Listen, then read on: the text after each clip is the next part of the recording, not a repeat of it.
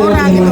Saya pun sendiri saya akui saya masih susah, tapi saya nggak tega melihatnya. Saya dia kurus dulu kan dia gemuk banget gitu. Dia pernah minta bantuan sama saya jadi bukan saya di sini nggak ria ya, nggak mau ngomong gitu kan, cuman pas saya lihat ya Allah nggak tega banget kalau saya terjadi seperti ini seperti apa gitu kan. Kalau saya nanti tua ini seperti apa, kalau udah stroke lumpuh nggak bisa jalan, saya mau bantu saya gitu kan. Makanya kita harus berbuat kebaikan sama orang lain selagi kita mampu, selagi kita ada, kita ngebantu gitu. Jangan hanya ngebantu di depan sosial media yang ngebantu orang kaya, tapi orang miskin itu harus gitu. Jangan yang udah kaya tuh dibantu, tolonglah juga. Yang lain juga banyak kadang-kadang mengasihnya itu kepada orang kaya lagi gitu. Lihatlah yang teman-teman kita hiburan sebelum kalian jadi di atas, ada lebih dulu dia duluan. Kesian gitu aja sih. Waktu minta bantuan itu kapan kok?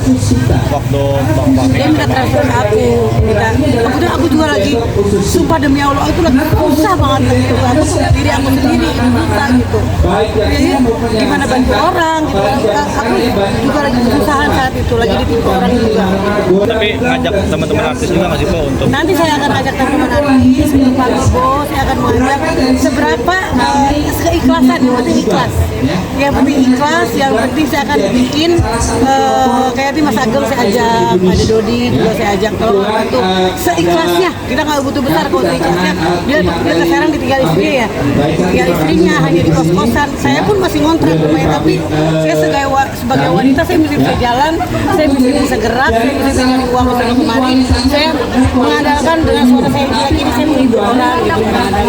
Saya pernah syuting sama dia bareng dan saya melihat keadaan dia tuh banyak bukan dia aja kok yang pamit beruang yang seperti ada juga masih ada bangun susah gitu kan.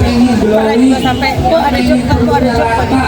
Saya udah usahakan cari job dia gitu kan, tapi kan tergantung dari eventnya juga gitu, siapa. Saya akan bantu kalau orang yang minta tolong hanya untuk kerjaan, cari kerjaan saya bantu, tapi kalau misalkan untuk uang saya mungkin tidak bisa gitu kan ya, karena saya tinggal peran cari uang sendiri gitu. Baik, karena bukan gimana ya, saya emang dari kecil udah baik sama orang. Saya punya cerita, saya ini orang nggak pernah tahu. Saya nyolong duit kakak saya kecil, saya 10 tahun untuk ngebagiin sekolahan saya jajanin. Itu karena biar saya apa? Saya pengen punya teman banyak, pengen kasih orang. Saya sekolah di pesantren.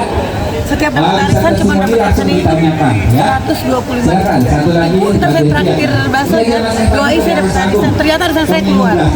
Saya traktir guru-guru. Nah, saya itu udah seneng.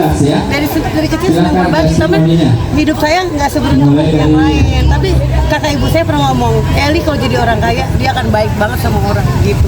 Cuman saya pernah jadi orang kaya sih sedikit dulu. Bukan kaya sih, kayak hati mah udah. Jadi hidup dari mata manusia pasti kaya. Teman saya punya kelebihan, saya punya anak yatim di rumah. Saya tidak perlu ngomong-ngomong. Saya tuh ngasih orang enggak. Saya tidak pernah ada orang yang tolong ke saya dari rumah satu artis nggak dikasih, terus ke rumah saya kasih.